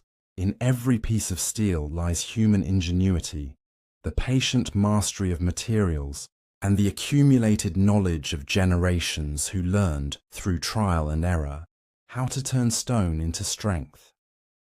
Minor marvels. The supporting cast beyond the major inventions that reshaped civilizations, China developed countless smaller innovations that improved daily life, advanced scientific understanding, or influenced culture in significant but less dramatic ways. These minor marvels deserve recognition, for together they represent the breadth and depth of Chinese innovative thinking across diverse fields. Let us explore a selection of these achievements, each remarkable in its own right. The seismograph, invented by the polymath Zhang Heng in 132 CE during the Han Dynasty, was a device for detecting earthquakes. This was not merely academic interest. China has always been prone to seismic activity, and earthquakes could cause tremendous destruction. Zhang Heng's seismograph was an elegant bronze vessel about 2 meters in diameter, decorated with dragons and toads. Inside, a pendulum mechanism would be disturbed by earthquake waves. This would trigger a mechanism causing one of 8 dragon heads to drop a bronze ball into the mouth of a toad positioned below, indicating the direction from which the seismic waves came.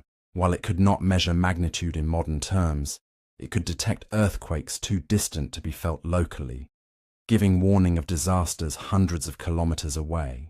This was the world's first seismoscope, predating similar European devices by more than 500 years. The umbrella, in the sense of a collapsible portable sunshade or rain shield, was developed in China over 2,000 years ago. Early versions were made of oiled paper or silk stretched over bamboo frames. The collapsible mechanism, allowing the umbrella to be folded when not in use, was a Chinese innovation that made the device practical for daily carry. What began as a luxury item for nobility eventually became common enough that umbrellas appeared in Chinese art and literature as everyday objects. The umbrella spread along trade routes to other Asian cultures and eventually to the West, where it became so common that its Chinese origin is largely forgotten. The wheelbarrow, so simple and useful that it seems ancient and universal, was actually a Chinese invention from around the 1st century CE. The Chinese design was particularly clever, placing the wheel in the center of the barrow rather than at the front, allowing a single person to balance and move heavy loads with relatively little effort. Contemporary Roman and medieval European devices for moving loads typically required 2 people or animal power. The wheelbarrow democratized hauling, allowing a single worker to transport materials efficiently. It was essential for construction, agriculture, and trade. Like many practical innovations, it was so effective that it spread widely and became universal, its origin obscured by ubiquity. The kite is another Chinese invention with both practical and cultural significance. Kites were being flown in China at least 2,500 years ago, originally made of wood or bamboo and silk or paper. While kites might seem like mere toys, they had serious applications. Military commanders used kites to measure distances, signal troops, and create psychological effects on enemies. Kites were used in religious ceremonies and celebrations. They provided early insights into aerodynamics and wind behavior, knowledge that would eventually inform aviation development. The joy of flying a kite, watching it dance in the wind, also represents something less tangible but equally valuable: the human capacity for play and aesthetic pleasure. In agriculture, Chinese farmers developed numerous innovations that improved productivity. The seed drill, a device for planting seeds in rows at controlled depths, was used in China centuries before similar devices appeared in Europe. Crop rotation systems, which maintain soil fertility by varying what is planted in each field, were practiced sophisticatedly. The Chinese developed improved varieties of rice, wheat, and other staples through selective breeding over centuries. They created intricate irrigation systems, including the famous Dujiangyan irrigation system, built in the 3rd century BCE, which still functions today. These agricultural innovations supported one of the world's largest populations on a limited amount of arable land, a remarkable feat of intensive cultivation. Traditional Chinese medicine represents a complex system of healing that developed over millennia. Acupuncture, the practice of inserting fine needles at specific points on the body to treat pain and illness, has ancient roots in China.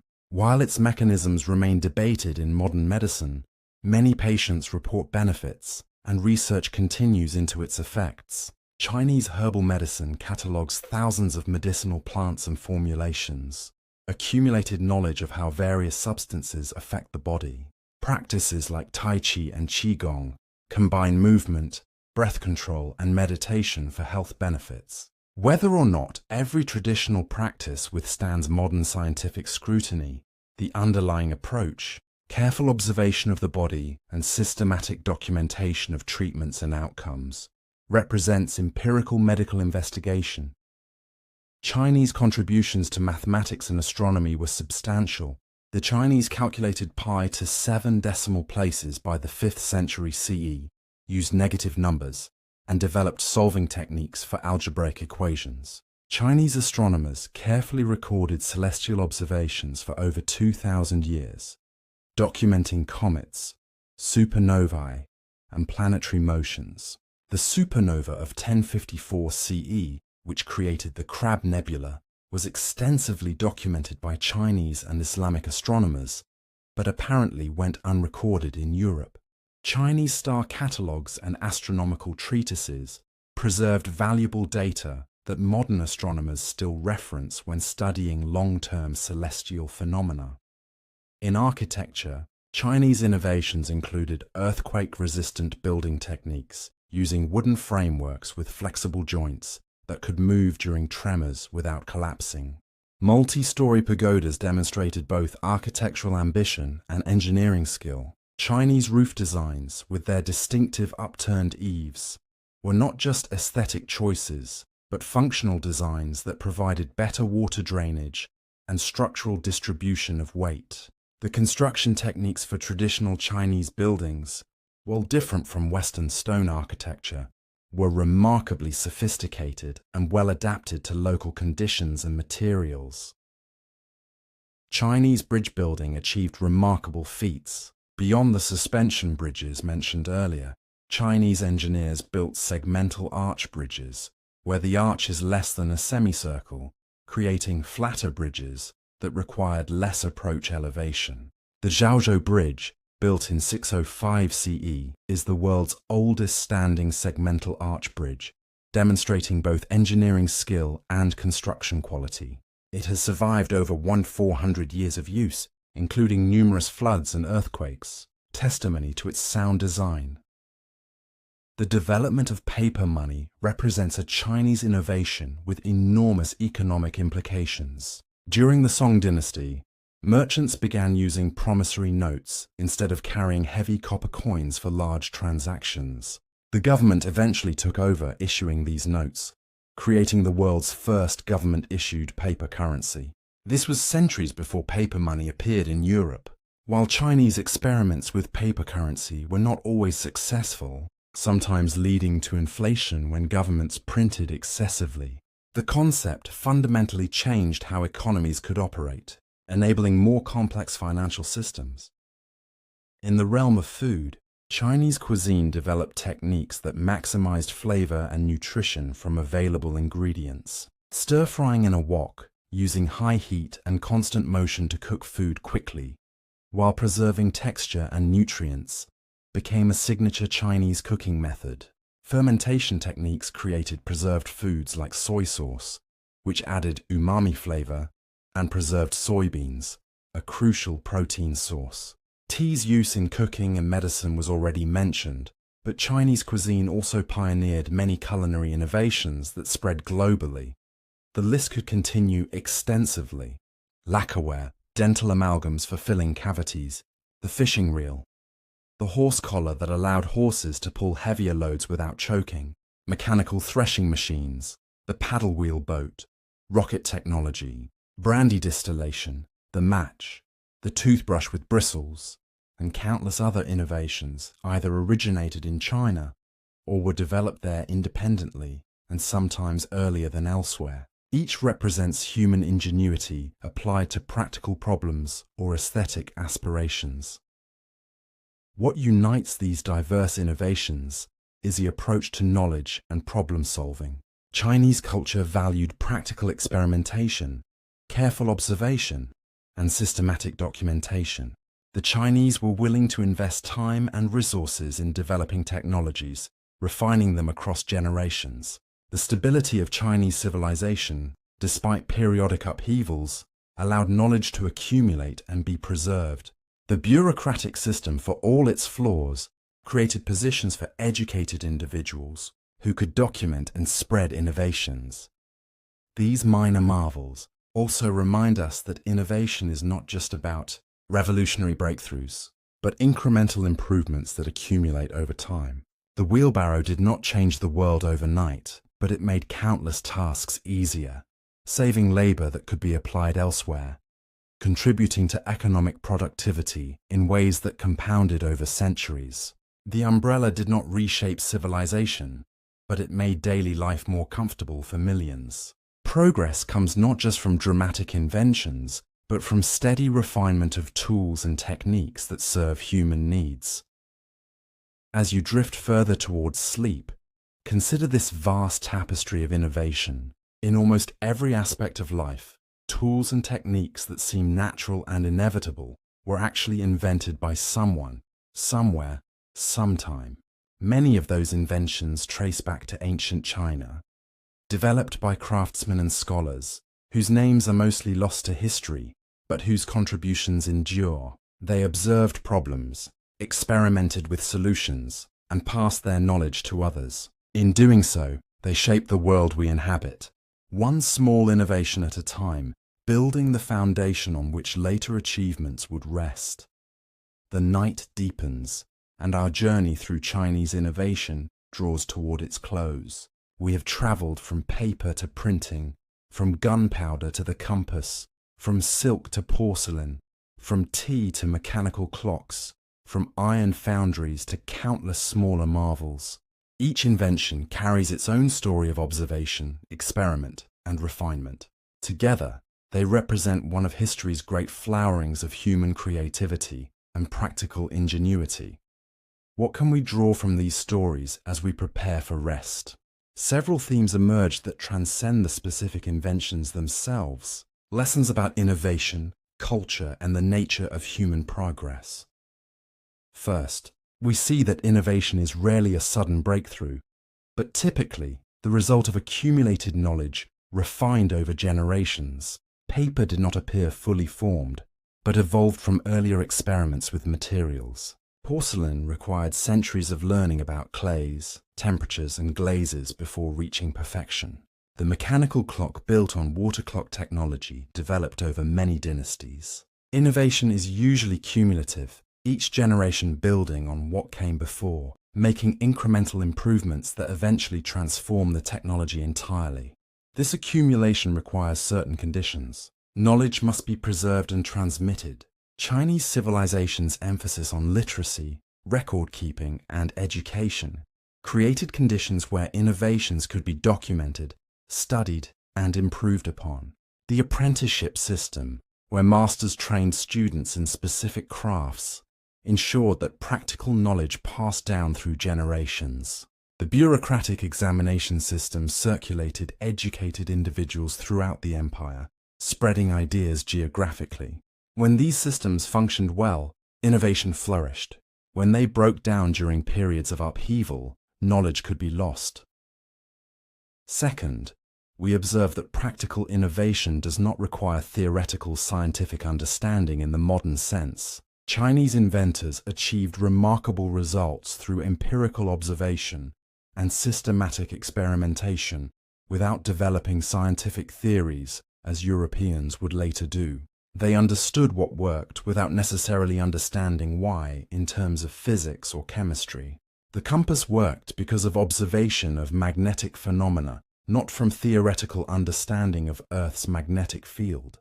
Porcelain was perfected through experiments with firing temperatures and material combinations, not from knowledge of molecular structures. This suggests that different approaches to knowledge can yield impressive results. The Western tradition often emphasizes theory first, then application.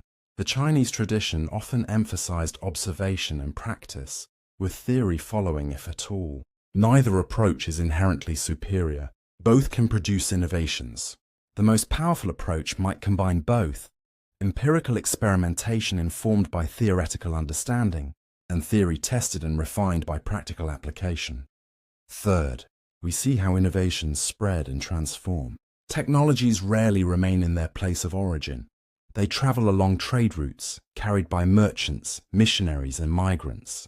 They are adapted to new contexts, new materials, new needs. Paper traveled from China through the Islamic world to Europe, changing slightly at each stage. Gunpowder was developed in China, but refined into devastating effectiveness by European military competition. The compass enabled Chinese maritime trade, but would eventually enable European global exploration. This spread was not always peaceful or willing. Industrial espionage, like Robert Fortune stealing tea plants and production knowledge, transferred technologies between cultures. War and conquest spread technologies. The Mongols carried gunpowder knowledge westward through their invasions. Trade created demand that motivated technology transfer. European desire for porcelain eventually led to discovering its secrets. Technology, once invented, rarely remains contained. Its usefulness ensures it will spread, legally or otherwise. Fourth, we notice that technologies can have unintended consequences far beyond their original purposes. The alchemists seeking immortality created gunpowder, which enabled fireworks but also transformed warfare and toppled empires. Paper, developed for practical record-keeping, enabled the spread of ideas that would inspire revolutions and reform religions. The compass, used initially for mystical geomancy, made possible the age of exploration, with all its world-changing consequences, including colonialism and the Columbian Exchange. Inventors cannot predict or control how their innovations will be used. A tool is morally neutral. Human choices determine whether it serves beneficial or harmful ends. This places a responsibility on societies to guide technology's development and application toward human flourishing, but it also suggests humility about our ability to foresee consequences. The ripple effects of innovation spread across centuries in ways impossible to anticipate fully. Fifth, we are reminded of the contingency of history and the importance of cultural context. Chinese innovations occurred within a specific civilization that valued certain things: practical application, bureaucratic order, cultural continuity, aesthetic refinement. These values shaped what was invented and how inventions were used. Different societies with different values might have developed different technologies or used similar technologies differently.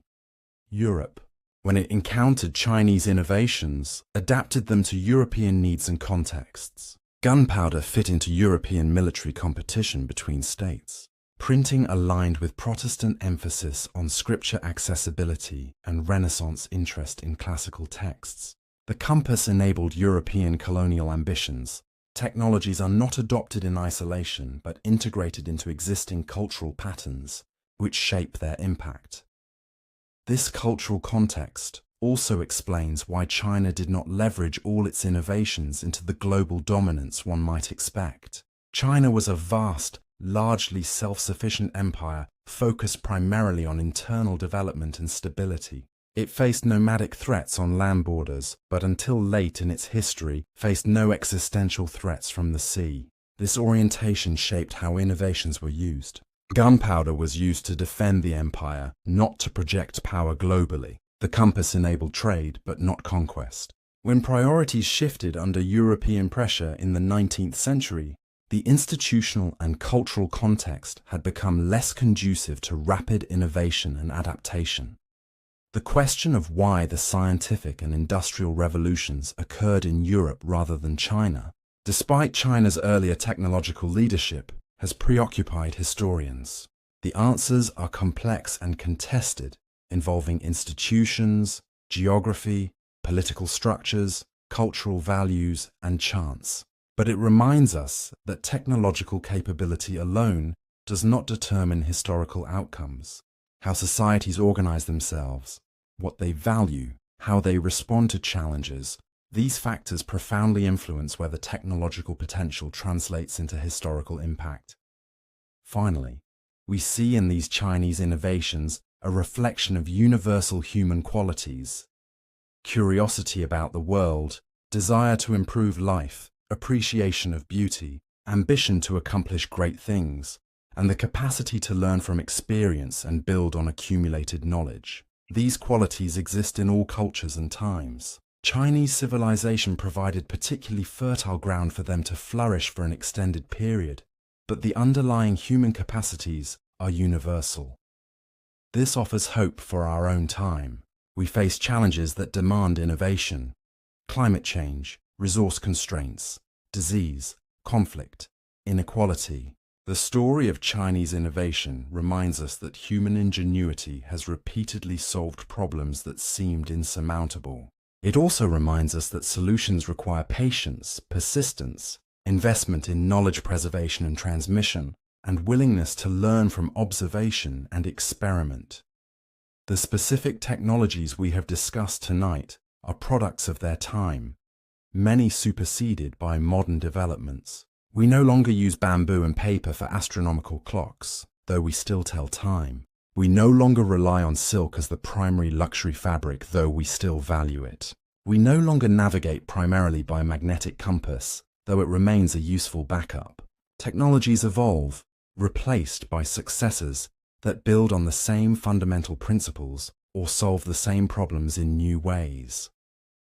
But the human qualities that produce these innovations remain constant and necessary. Observation, experimentation, documentation, transmission of knowledge, practical application, aesthetic appreciation, these are as relevant now as they were in ancient China. The specific tools change, but the approach to innovation endures. As you settle into sleep, carrying with you the stories of these remarkable inventions, consider your own relationship to innovation and knowledge. You are surrounded by technologies, descendants of these ancient innovations, and of countless others from many cultures. You benefit from accumulated human knowledge spanning millennia. Each tool you use, each comfortable material, each reliable system represents someone's observation, experiment, refinement, and the preservation of that knowledge across generations. You are also potentially a contributor to this ongoing story. Innovation is not just for famous inventors in laboratories. It is for anyone who observes a problem and seeks a solution, who questions how something works, who experiments with better ways to do things, who teaches others what they have learned. The great innovations we discussed began with individuals, most anonymous, making small improvements that accumulated into transformative changes. The story of Chinese innovation is ultimately a hopeful one. It shows human creativity overcoming limitations, learning from nature, refining techniques, building knowledge, and passing it forward.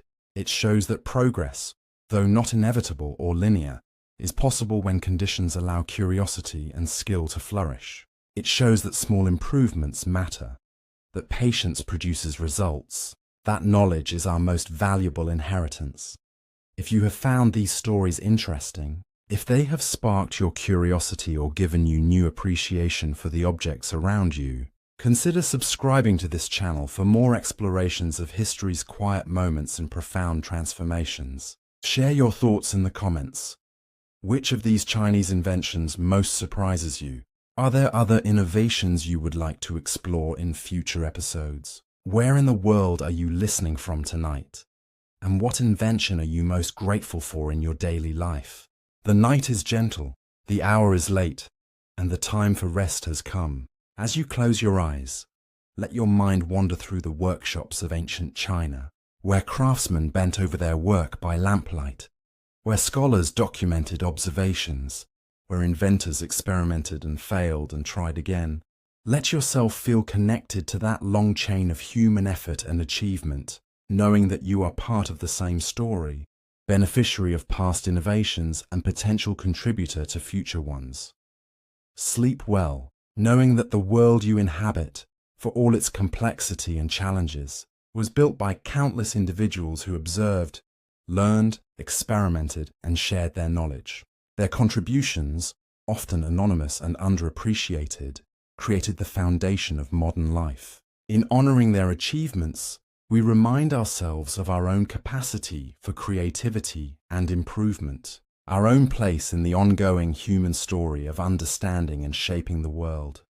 May your rest be peaceful, your dreams vivid with possibilities, and your tomorrow enriched by knowledge of where we have been and where human ingenuity might yet take us. Until we meet again for another journey through history's fascinating corridors, good night, and remember, every tool you use, every material you touch, every system that serves you is the gift of human innovation across time, the inheritance of curiosity and skill handed down through generations. We are all beneficiaries of those who came before, and all potential benefactors of those who will come after. Rest now in the knowledge that humanity's story is one of persistent creativity, that innovation has always been our response to challenge, and that the same spirit that produced paper, printing, gunpowder, and the compass continues in each person who observes, questions, experiments, and shares. The story continues, and you are part of it. Good night.